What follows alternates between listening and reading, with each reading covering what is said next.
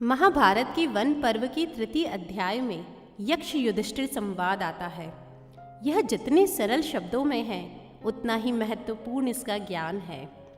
यह एक प्रश्नोत्तरी संवाद है जिसमें राजा युधिष्ठिर जीवन के महत्वपूर्ण सवालों को बहुत ही सरल शब्दों में जवाब दे देते हैं। मुझे लगता है कि हर गर्भवती माता को अपनी संतान को यह संवाद ज़रूर सुनाना चाहिए। एक और बात की आपसे विनती करना चाहती हूँ, जब हम किसी ज्ञान की बात को एक बार सुनकर छोड़ देते हैं तो उसका हम पर कोई प्रभाव नहीं पड़ता, लेकिन अगर हम उस ज्ञान की बात को तब तक दोहराते रहते हैं जब तक वह हमारे जीवन का अंग ना बन जाए, तभी ऐसे ज्ञान का सच्चे अर्थों में हमें लाभ मिल पाता है। आइए शुरू करते हैं। वन पर्व में कथा आती है कि वनवास के दौरान पांचों भाई द्रौपदी के संग वन वन घूम रहे थे। तब एक बार उन्हें प्यास लगी। इस पर युधिष्ठिर ने सहदेव को पानी लेने के लिए भेजा। सहदेव एक सरोवर के समीप गए। तब उन्हें एक यक्ष, जिन्होंने बगुले का रूप धारण किया था, वे बोले, पहले मेरे प्रश्न का जवाब दो, नहीं तो मैं तुम्हें यमलोक भेज दूंगा।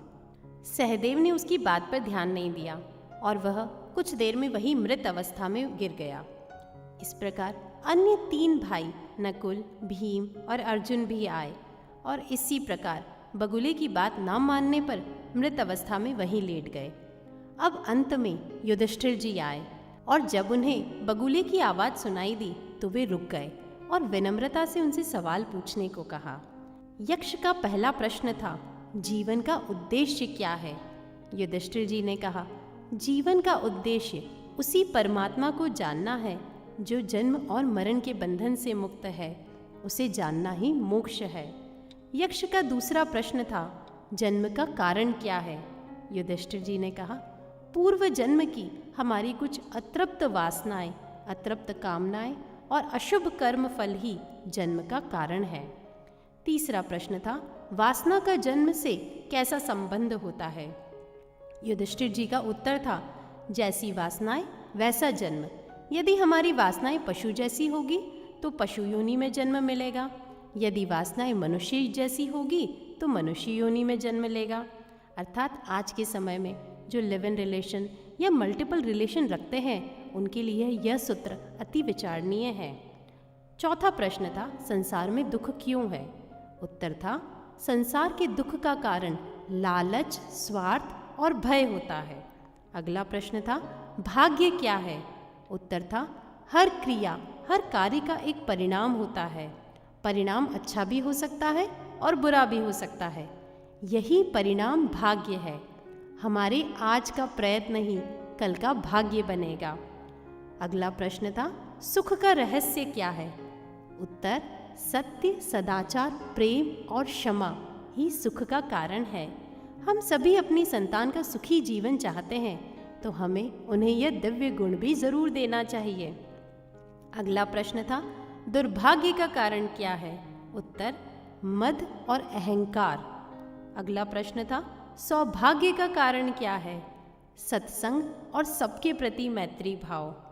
अगला प्रश्न था, दिन रात किस बात का विचार करना चाहिए? उत्तर था, सांसारिक सुखों की क्षणभंगुरता का, यानी सांसारिक सभी वस्तुएं क्षणिक ही सुख दे पाती है। अगला प्रश्न था, संसार को कौन जीतता है? उत्तर, जिसमें सत्य और श्रद्धा है। किसी का ब्राह्मण होना किस बात पर निर्भर करता है? उसके जन्म पर या उसके शील स्वभाव पर? उत्तर, कुल या विद्या के कारण ब्राह्मण तत्व प्राप्त नहीं हो सकता। ब्राह्मण तत्व शील और स्वभाव पर ही निर्भर है। जिसमें शील ना हो ब्राह्मण नहीं हो सकता। जिसमें बुरे व्यसन हो वह चाहे कितना भी पढ़ा लिखा क्यों ना हो वह ब्राह्मण नहीं होता। अगला प्रश्न था, मनुष्य का साथ कौन देता है? उत्तर, धैर्य ही मनुष्य का सच्चा साथी होता है। अगला प्रश्न, कौन सा शास्त्र है जिसका अध्ययन करके मनुष्य बुद्धिमान बनता है? कोई भी ऐसा शास्त्र नहीं है। महान लोगों की संगति से ही मनुष्य बुद्धिमान बनता है। भूमि से भारी चीज क्या है? संतान को कोख में धरने वाली माँ भूमि से भारी होती है। आकाश से भी ऊंचा कौन है? पिता, हवा से भी तेज चलने वाला कौन है? मन, घास से भी तुच्छ चीज क्या है? चिंता, अर्थात उसे रखने का कोई लाभ नहीं होता। मरने वाले व्यक्ति का मित्र कौन होता है? दान, क्योंकि वही मृत्यु के बाद अकेले चलने वाले उस जीव के साथ जाएगा। किसके छूट जाने पर मनुष्य सर्वप्रिय बनता है? अहम भाव के छूट जाने पर वह सभी का प्रिय बन जाता है। किस चीज को गवाकर मनुष्य धनी बनता है? लालच को खोकर। संसार में सबसे आश्चर्य की बात क्या है? उत्तर, हर रोज आंखों के सामने कितने ही प्राणियों की मृत्यु हो जाती है। यह देखते हुए भी इंसान इस सच को नहीं देखता कि उसे भी एक दिन इस धरती से जाना है। यही महान आश्चर्य है। युधिष्ठिर ने सारे प्रश्नों के सही सही उत्तर दिए। अंत में यक्ष बोला, युधिष्ठिर, मैं तुमसे प्रसन्न हूँ, तुम पानी ले सकते हो। साथ ही तुम अपने एक भाई को भी जीवित कर सकते हो। बताओ, मैं तुम किसे जीवित करना चाहते हो? तब युधिष्ठिर ने अपने छोटे भाई नकुल को जिंदा करने के लिए कहा। यक्ष हैरान था। उसने कहा, तुमने भीम और अर्जुन जैसे वीरों को जिंदा करने के बारे में क्यों नहीं सोचा? युधिष्ठिर बोले, मनुष्य की रक्षा धर्म से होती है। मेरे पिता की 2 पत्नियां थीं। कुंती का एक पुत्र तो मैं बचा हूँ।